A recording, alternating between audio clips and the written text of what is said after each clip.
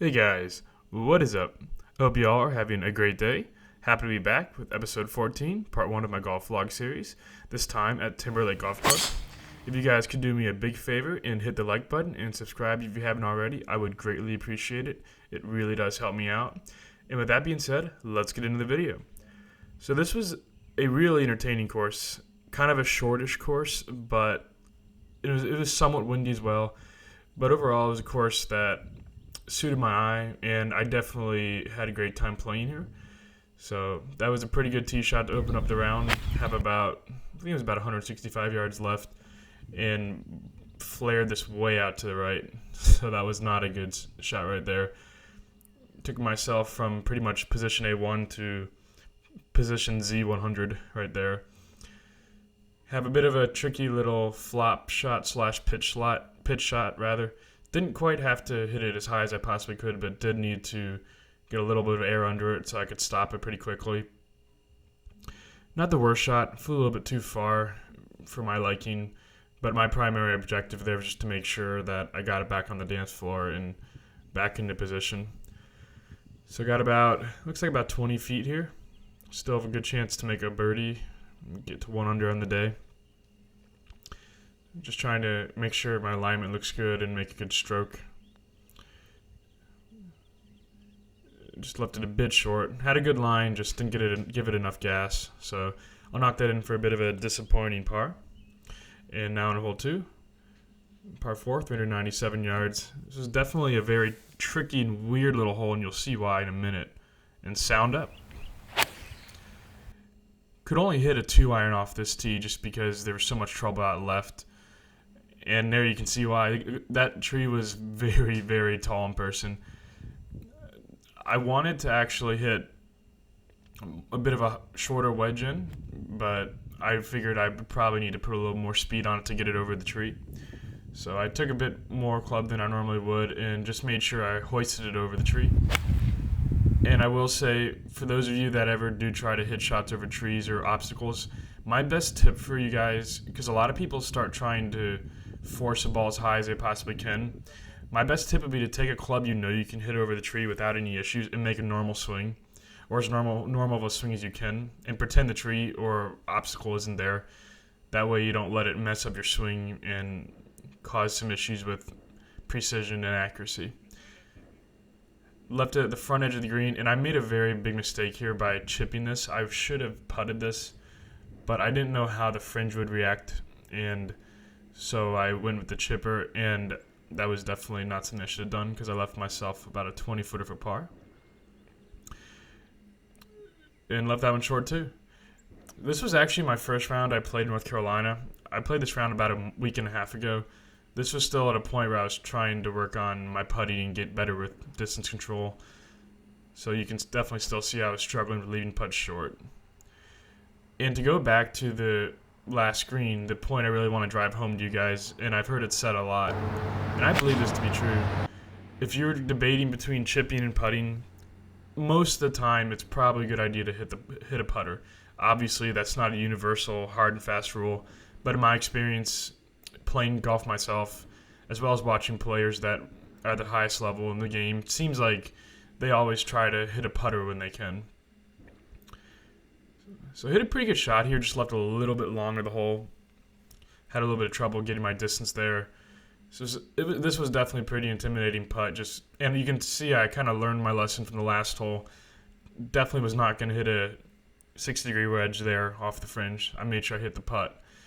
So I'll knock that in for a par. So not the best start. And now on hole 4, 1 over.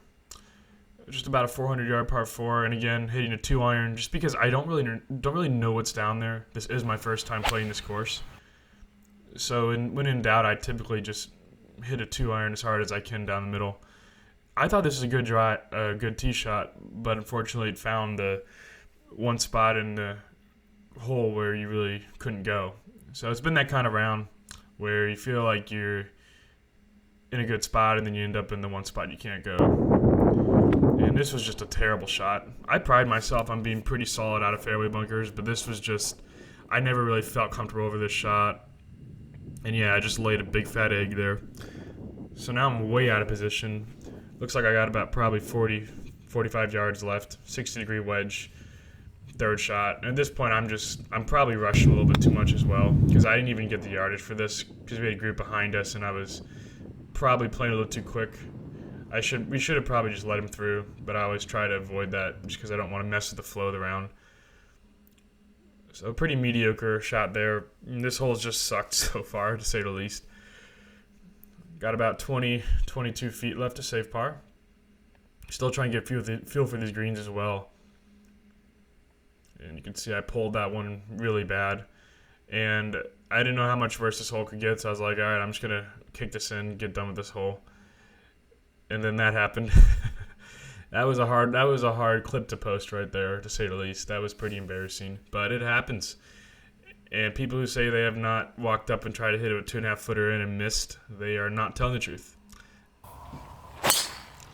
So I let out some anger on this hole here. Really pulverized this drive. This went 401 yards. This was absolutely one of my best shots of the day. Probably the best shot to this point all day. And you can tell here I'm in absolutely perfect position. You can't really see the pin. It's obviously a blind shot. It was pretty much, it was a bit back of the green in the back center, but this was definitely an attacking shot here. So I'm just trying to make a good swing, stay within myself. The big danger here was not taking the undulation change seriously. What I mean by that is it's like it was playing like 15 yards downhill. You can see how much it played downhill from that angle there. And especially someone with my speed with a wedge in my hand, you really have to be careful because I'm already susceptible to hitting it long. And then when you put into the equation a slope change where the shot plays shorter than the actual yardage, it gets even easier to blow it over the green and put yourself in a terrible spot. So I was extremely careful about keeping this under the pin and walked away at the 4. Definitely would have been nice to make 3, but at the same time, I'm happy to have at least converted on a birdie.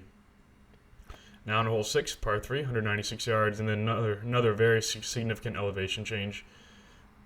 Just trying to, that was a dragonfly or something that whizzed right by the camera.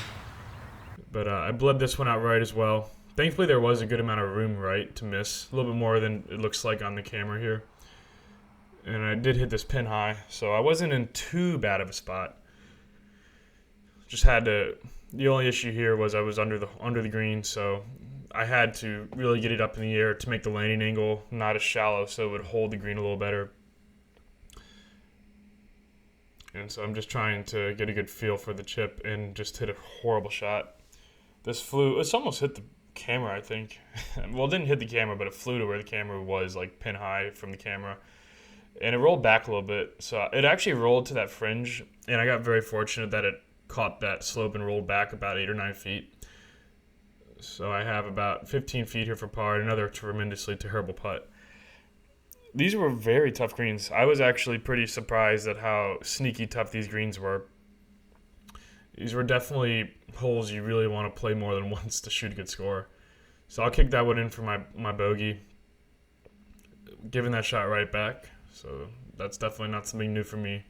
Now on hole 7, 3 over, 392 yards, and going to try to take a bite out of this corner. And that's exactly what I did. I will say one good thing on this front side so far is my driver's working. That's probably the only thing that's really working right now.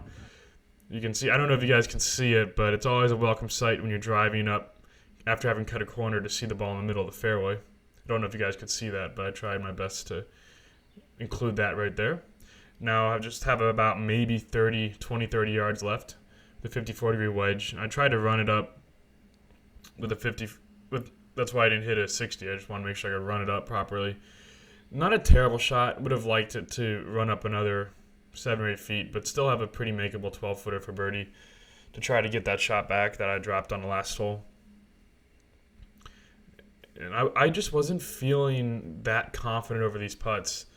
I don't know why. It was one of the thoughts I had in my head that has really made it tough to make good putts. And I think this always happens on some level to some people when you miss like a 2 or 3 footer early in a round like I did, is when you have like a 10, 12 footer, most of the time you're in the mode of, I'm going to try and make this. But when you miss a short putt early on and you still remember it, you start being worried about running it by a few feet, and that takes you completely out of the mindset you should be in when you're hitting putts that are 7, 8, 10 feet away, where you should be making half of them, if not more. And when you do that, it really messes up your psyche over the ball. So I was kind of struggling with that a little bit as well.